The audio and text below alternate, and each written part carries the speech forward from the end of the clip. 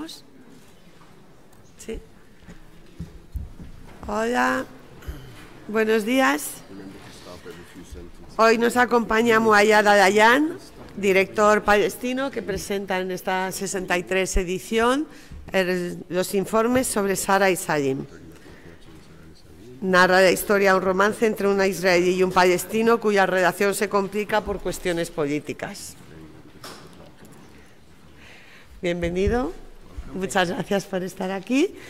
¿Y de dónde surge la historia de la película?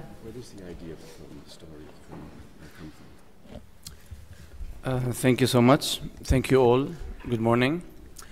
The first inspirations for the story came a long time ago. It was around the time when I was a teenager, getting my first job, pretty much. And usually as a Palestinian teenager from East Jerusalem, the first job that you would get would be any kind of job you would get on the western part of Jerusalem, so the Israeli part of the town. And basically that was, at the beginning, the first encounter for me with the Israeli community in the city, beyond, you know, what you see of police or army on the eastern part of the city. And it's there when I started witnessing these relationships. And what I remember is that it had an effect on me, because I felt that the people who were doing these relationships or having these affairs were kind of playing with fire in a way, and things can really go wrong any minute. This is the impression I had. Ajá. Pues muchas gracias, buenos días. La primera inspiración creo que vino hace muchísimos años, cuando estaba buscando mi primer trabajo. Era como palestino de Jerusalén Oriental. Mi primer trabajo lo pude encontrar solo en Jerusalén Occidental, y no había mucha interacción entonces entre el oriente y occidente de la ciudad. Y no veía esa interacción, digamos, de palestinos y judíos. Y cuando estaba en la parte occidental por primera vez y tenía esa interacción, porque hasta aquel entonces mi única interacción era o los únicos que veía eran policías y soldados.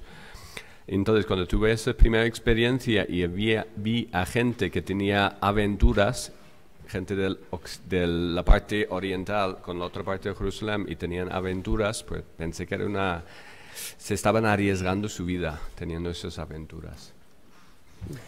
And at the time, there was, really few months later, there was a big invasion by the Israeli army to the West Bank, where they invaded headquarters of the Palestinian Authority, the government, and they confiscated so much documents, so much material. And all of a sudden, they had access to so much information. This was around the years 2002. All kinds of information, you know, from intelligence reports to medical reports to, you know, high school grades, everything, like all kinds of data about people's lives. And this is where the inspiration started. What if in that story world, in that reality, matters that are supposed to be in the secret or in the dark get exposed that way and become, you know, a state and a police state matter in a split of a second? What would the effect be on the people? And as somebody who grew up there, I think the one thing that marks our lives is that the individual can, in a split of a second, become so vulnerable because of the reality and the situation of life there. So, yeah. Unos meses después hubo una invasión por el ejército israelí en Cisjordania, y fue en el año 2002, invadieron la sede de la autoridad palestina y tuvieron acceso a informes médicos, mucha documentación personal sobre la vida privada de la gente, incluso notas de los colegios y los institutos, qué notas sacaron los diferentes alumnos, cosas así. Entonces eso realmente fue mi inspiración, digamos. ¿Qué pasara? Me pregunté entonces, ¿qué pasaría si en un estado policial, digamos, los que controlaban las autoridades policiales tuvieran todos los accesos a los datos privados y personales de los ciudadanos? Pues sería una situación muy, muy peligrosa. Entonces, creciendo ahí, vi este riesgo que existía. Conchita tiene una pregunta. ¿El micro?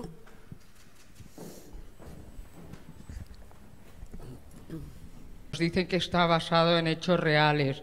Cambió cosas y también me interesa mucho su opinión y que nos cuente algo que me transmite la película, que es cómo las mujeres son capaces de tomar las riendas de la situación,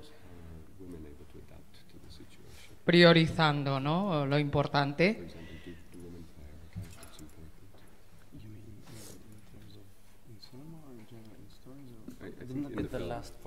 No he entendido la parte final. O sea, si cambió las cosas, primero, si cambió cosas respecto a los hechos reales en que nos dice que está basada la película. Y la otra parte es es decir, cómo él le da importancia a las mujeres, que parece que son más capaces, ¿no?, de priorizar, de pactar incluso al final, ¿no? Okay. El papel de la mujer. Thank you. For the reference to Life of the Others, I think there is a similarity in the story world, not in the story, of course, of the film, but it is. Germany had this culture of state police as well, where you have security agencies that are using specific parts of the community to spy on other people. So this reporting culture is, I think, is something that many regimes, unfortunately, around the world have used. So yes, it's, how much did we change from the story? The story in of itself is not like a real story one-to-one. Were there men that were arrested? Yes. There were a few people who were arrested following these military invasions to investigate the relationship with Israelis, both men and women, the nature of their relationships within the context of that military invasion that I told you about. So yes, these documents, opened cases that ended up having some people in jail for sure. So that's true.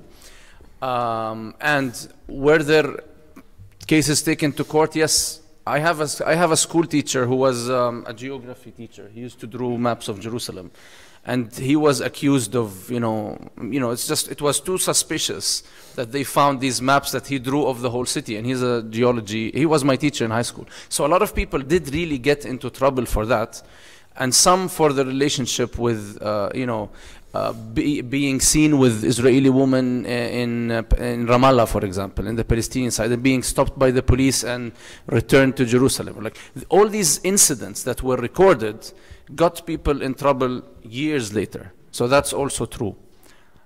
Do you need time to translate? Or I think it's okay. I'll translate.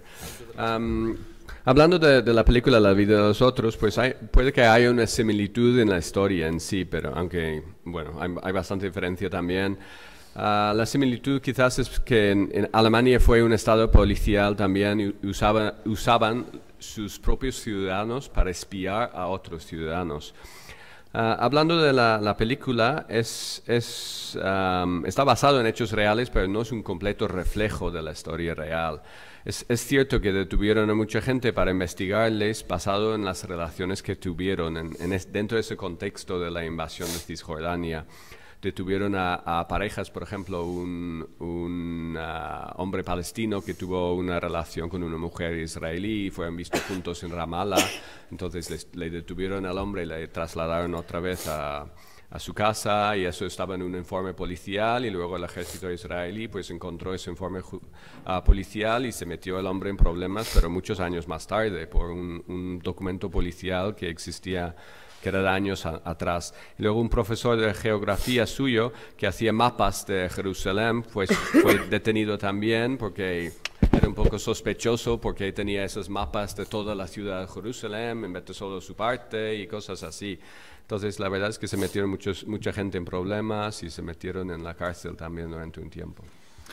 On the question on women, I think I can tell you that at least for this film, the natural development of the story was as such that women towards the end, they make the choices of doing the right things towards others, as opposed to worrying only about their own privilege and their own comfort zones. And I think in a way that is a statement that unless you are willing to compromise to do the right thing towards others, you're not going to protect your own humanity or become a better human being. I think men are more stubborn in general, so it's more it makes more sense that the woman would make such a choice. I'm not talking about all women or all men, but it just felt that in that context, when especially you have two characters like Saleem and David, who is a military person, and the military imposes a certain, characteristics and expectations from you. And Saleem, somebody who's really depressed and down, they could not do better. I think the woman could, they went through so much pain, but they yet made a more generous choice towards the end. And they did not do what's expected from them from their societies, because we live in a reality where women are always, unfortunately, expected to do things in a specific way in all cultures, Western, Eastern, etc. And I think there is a statement there of unless you go against the current, things are not going to change. So you stop me if I'm... I can more or less, with my notes, I can keep up with you. Hablando del papel de las mujeres en la película, pues creo que es un desarrollo natural, porque la mujer, en general, mi opinión es que la mujer elige muchas veces hacer lo correcto, en vez de hacer lo que supone su propio privilegio o comodidad. Entonces, y creo que si no estás dispuesto a ayudar a los demás sacrificando tu propio interés o tu propio desarrollo, pues no puedes desarrollarte al completo o no te conviertes en un ser humano completo. Comparando con los hombres, creo que los hombres somos un poco más cabezotas quizás en ese sentido y nos gusta nuestra propia opinión y lo que nosotros opinamos de las cosas. Trasladando eso a los personajes de la película, pues se ve que el ejército impone un cierto comportamiento al personaje, y luego cuando hablamos de Saleem, por ejemplo, Saleem estaba deprimido, pero al final, a pesar de las dificultades, hicieron la elección correcta. Y salieron beneficiándose de esa elección correcta. No hicieron lo que la sociedad esperaban de ellos, sino lo que ellos pensaban que era lo correcto. Y eso, cuando haces eso, pues realmente da muchos resultados positivos. Good morning and congratulations for your film. Have you had problems with Palestinian authorities or Israeli authorities with your film? Have you had personal problems? Es decir, ¿has tenido problemas con las autoridades palestinas o israelíes por tu película y has tenido problemas personales por ella? Gracias. The Palestinians, right? Yes. Actually, no, the Palestinian Ministry of Culture is one of the funders of the film, so they are part of the support for the film. During the filming, we had to get also permits from all kinds of ministries, Ministry of Culture, Ministry of Interior, the police, the Secret Service on the Palestinian side. We did have trouble during the shoot, but it was not trouble because of the content of the film. It was trouble because of the politics on the ground and the military control in the West Bank. But not that at ministries level anybody tried to stop us or anything or censor us. But we did have a lot of trouble in the everyday production and technicalities of movement and other things like that. Yes, we had a lot, and I can talk about that for hours if you want. No hubo problemas con la autoridad palestina. De hecho, el Ministerio Palestino es un patrocinador de la película. Tuvimos que solicitar permisos a la autoridad, al Ministerio, al Servicio Secreto, a la policía, muchos permisos para poder hacer el rodaje. Pero no hubo problemas, digamos, administrativos de cara a la película, pero sí problemas logísticos relacionados con el control que tiene el ejército y la policía sobre la zona. Eso fue difícil y hubo muchos cambios a diario, mucho movimiento, traslado de un lado para otro, entonces eran más bien cuestiones logísticos. ¿Se ha estrenado la película en Israel? Has it been broadcast and screened in Israel? We're supposed to have a release in the Middle East in January, so it has not been still released. We were supposed to have our regional premiere at Dubai Film Festival, but unfortunately the festival closed down after 15 years of running. So we had a kind of a problem there that the distributors in the Middle East are trying to work around. So. En el Oriente Medio se va a estrenar en enero, entonces todavía no se ha estrenado. Tuvimos un plan de estrenarlo en el Festival de Dubái, pero se ha terminado el festival después de 15 años, así que tuvimos un pequeño problema ahí. Ahora los distribuidores están buscando nuevos caminos. Vale, Benito. Aquí.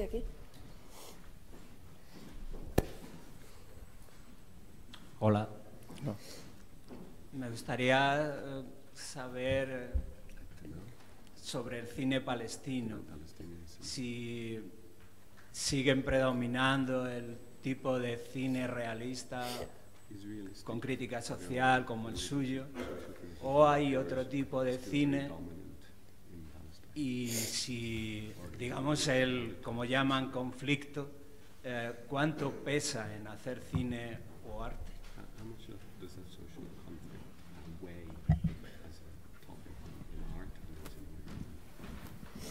Thank you. It's a good question. I think for long years, Palestinian cinema has mostly dealt with stories that have to do purely and mainly with the conflict. And the reason is very simple.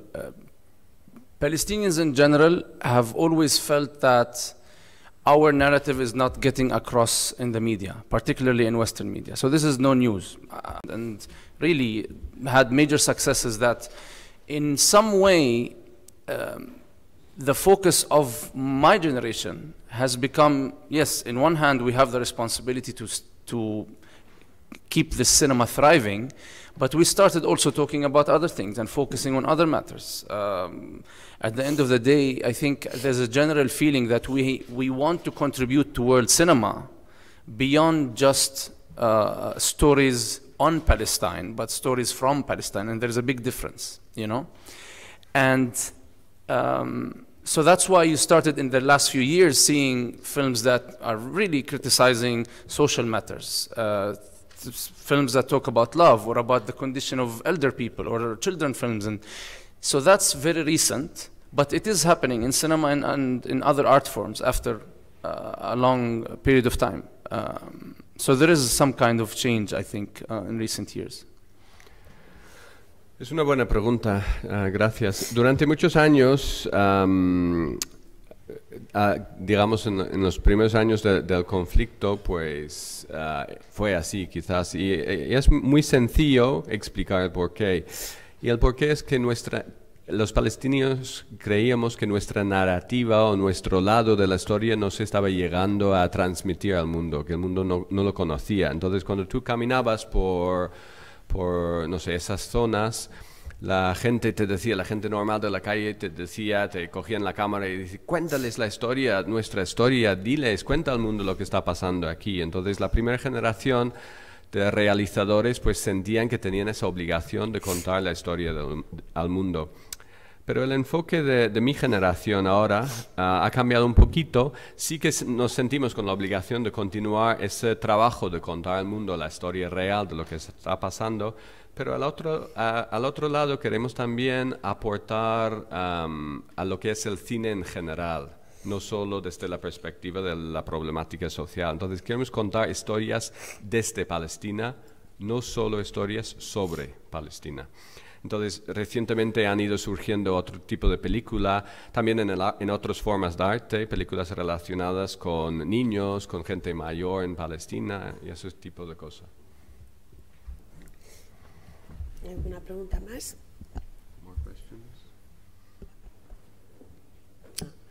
Bueno, pues nada, damos por finalizada la rueda. Muchísimas gracias, Muayad. Mucha suerte con la película. Thank you so much. Thank you all. Thank you. Thanks. Thank you very much. Great, thank you. And see you this afternoon at 4 then in the presentation. Sure. Sorry if I was... No, it's fine. That's why I have the notebook too, because it's about...